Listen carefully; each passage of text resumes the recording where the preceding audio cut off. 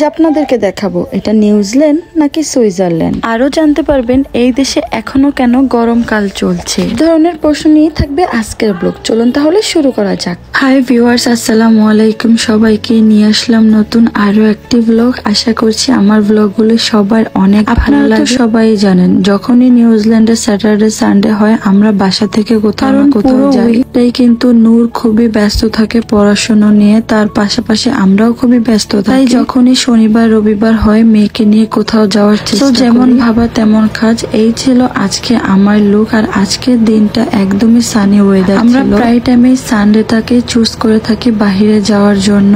যারা আমার blog regular দেখেন তারা কিন্তু সবাই জানেন আমাদের একটি ফ্যামিলি ফ্রেন্ড আছে, তিনি কলকাতার বাট মুসলিম। সেই ভাইয়ার সাথে আমরা সচরাচর বাহিরে গিয়ে থাকি। বলে না মনের মতো ফ্রেন্ড সার্কেল 10টার দরকার হয় না, একটা হলেই যথেষ্ট। নিজের দেশি কান্ট্রি না হওয়া সত্ত্বেও ভাইয়া ইন্ডিয়ান, তারপরেও যেন আমাদের একটি মনের মিল আছে। সো ঠিক ভাইয়াকে নিয়ে আমরা চলে গিয়েছিলাম টিমারুর উদ্দেশ্যে। আমাদের বাসা থেকে টিমারু যেতে প্রায় 2 ঘন্টা লাগে। টানা 2 ঘন্টা কিন্তু একদমই ড্রাইভ করা সম্ভব না, তাই আমরা ট্রাই করেছিলাম। 1 ঘন্টা ড্রাইভ করার পর অ্যাশবার্টনে দাঁড়াবো। ওইখানকার পার্কটা দেখতে অসম্ভব, যেহেতু এখানে নানান রকমের প্লেগ্রাউন্ডের রাইড আছে এবং এক্সারসাইজের সবকিছু ছিল, সাথে প্লাস বোটানিক্যাল গার্ডেনও ছিল এবং ছোট্ট একটি লেক ছিল। এই সব কিছু দেখে দেন আমরা স্টার্ট করব আমাদের নেক্সট ডেস্টিনেশন। এই জন্যই কিন্তু আমাদের এই রাইডটাতে থামা এবং তারপরে আমরা চলে গিয়েছিলাম আমাদের নেক্সট ডেস্টিনেশনে। 1 ঘন্টা ড্রাইভ করার পর আমরা এখানে বসে জাস্ট আমাদের স্ন্যাক্সটা শেষ করে নিলাম।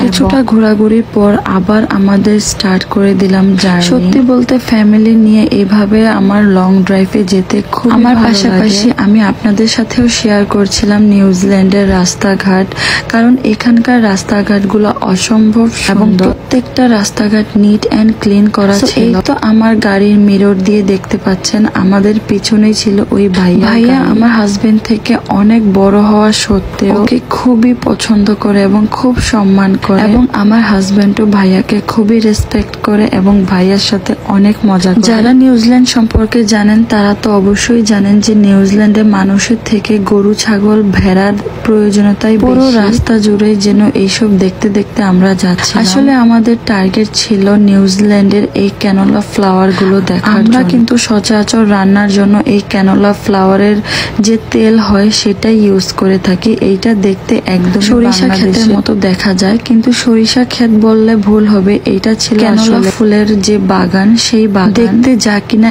একদম অবিকল সরিষা ক্ষেতের মতো। কিন্তু নিউজিল্যান্ডের এই সামার টাইমে কিন্তু এই ফ্লাওয়ারটার যখনই এই ফ্লাওয়ারটা দেখা যায় পুরো মাঠ জুড়ে যেন তখনটাকে পুরো নিউজিল্যান্ডটাকে হলুদের রানী বলা হয়। যত দূর পর্যন্ত চোখ যাচ্ছিল যেন হলুদের এই চিহ্ন একদমই শেষ হচ্ছিল না। উপরে আকাশ নীল, তার নিচেই ছিল হলুদের সমারোহ। এখানে আমরা গাড়ি থেকে বেরিয়ে পড়েছিলাম পুরো এই সবকিছু দেখার জন্য। আমাদের পাশাপাশি ওই ভাইয়ার ফ্যামিলিও কিন্তু বের হয়েছিল। শুধু যে আমরাই এসেছি দূর থেকে দেখার জন্য তা কিন্তু না, এখানে কিন্তু অনেক কান্ট্রির লোকজনও ছিল। বললে বিশ্বাস হবে না, তার পিছন সাইডে ছিল এই যে সমুদ্র। আমরা সমুদ্রের বিচের এতটা উপরে ছিলাম যে পাহাড় ঘেঁষে দাঁড়িয়েছিলাম। আসার পর দেখলাম এখানে প্রায় মালয়েশিয়ান, সোমালিয়ান এবং মুসলিম আরো অনেক কান্ট্রির মানুষজন ছিল।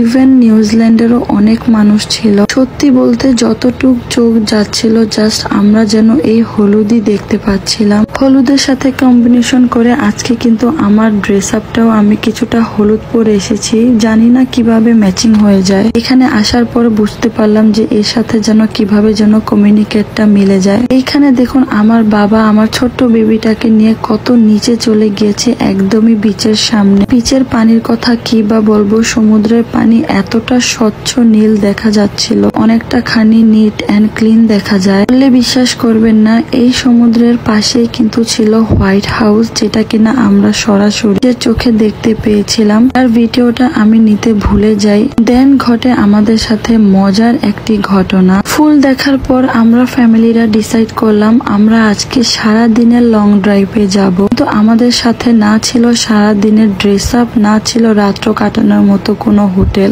তো মনের জোরে আমরা যেন বেরিয়ে পড়েছিলাম। আমাদের টার্গেট ছিল নিউজিল্যান্ডের একদম লাস্ট মাথাতে যাব, যার পরে আর কোনো দেশ থাকবে না, না থাকবে কোনো শহর, না থাকবে কোনো দেশের চিহ্ন, না থাকবে দুনিয়ার চিহ্ন।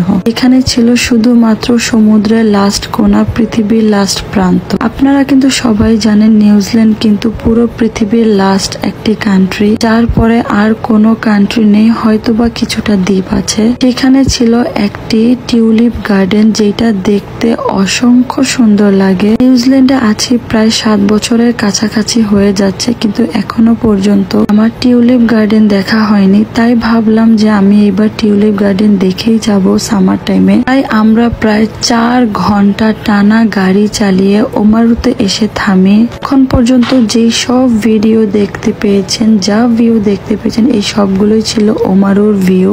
আমি থাকি নিউজিল্যান্ডের ক্রাইস্টচার্চ সিটিতে, তার থেকে ওমারু যেতে প্রায় 4.5 ঘন্টা লাগে। বিশ্বাস করুন, ওমারুতে যখন গাড়িটা থামানো হয়েছে, ওমারুর ভিউ গুলাও কিন্তু অনেক সুন্দর। এর আগের বছরও ঠিক এই টাইমে আমার ওমারু আসা হয়েছিল, কারণ ঠিক গত বছর আগে আমি পুরো সাউথ আইসল্যান্ড ঘুরে দেখেছিলাম। মাশাআল্লাহ, সত্যি কথা বলতে মানুষ বলে হাজবেন্ড কিরকম হয় অনেকের আমি জানি না।